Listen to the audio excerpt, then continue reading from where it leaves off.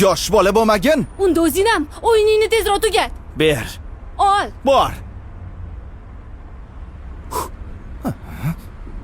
Sevda haqida hamma ma'lumotlarni o'rgandim. Oddiy kambag'al qiz, onasi esa betob.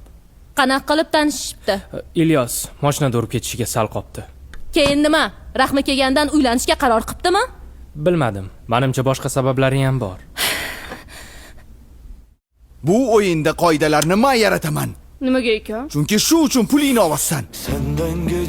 Senga o'xshagan boylarni yomon ko'raman. Nega ekan? Chunki salla hamma narsani pulga sotib olish mumkin deb o'ylaysanlar. Sallanada jonlaring tayyor bizneslar ochib qo'yishgan. Shunchaki yashab bersanglar bo'ldi. Bizga o'xshagan odamlar sallani cho'ntaginglar qapayishi uchun bir oy tinimsiz ishlaymiz. Agar bizadagi odamlar bo'lmaganda, salla hayotda boyimasdilaring. Ishchi ishga 5 daqiqa kech qolsa, oyligidan ushlab qolishni bilasanlar. Lekin 1 soat kech ketsa, 1 so'm ham qo'shib bermaysanlar. Hamma deb gapirma.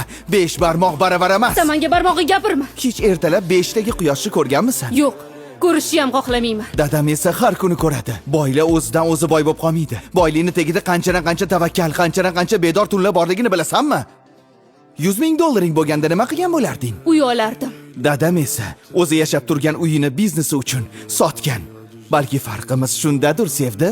Tushunmadim. Tushunishing uchun dadamlardek insonlarning aqli kerak. Endi salladagi fikrlashimiz kerak-a? Hoy!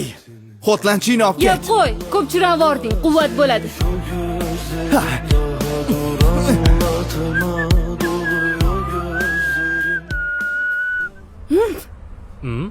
Shoh?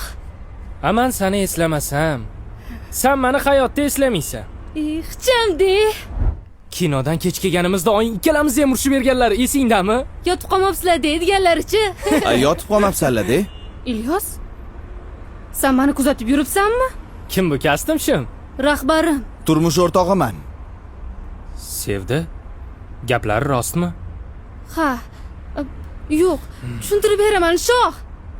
Yana bitta qoida. Qoidalaringni-chi? Pul kerakmi?